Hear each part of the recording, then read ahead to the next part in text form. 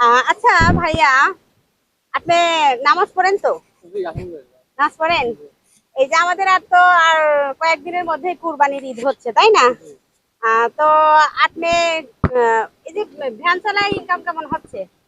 কোনরকম চলে আর কি। কোন রকম চলে, ভালো মতো চলে না, তাই না? আর ঈদের কেনাকাটা করছেন? ঈদের কেনাকাটার ভিতরে আমার হুম।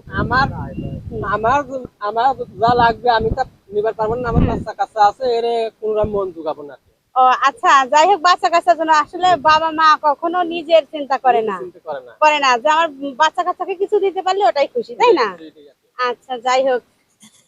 হ্যাঁ, এখন হচ্ছে আপনি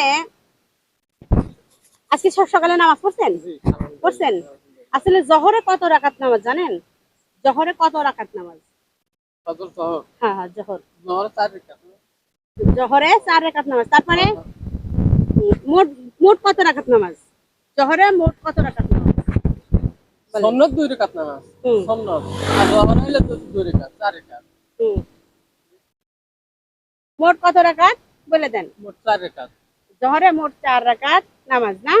আচ্ছা, যাই হোক, আমার এই ভাইটা সঠিক বলছে কি না অবশ্যই একটু কমেন্টে জানাবেন।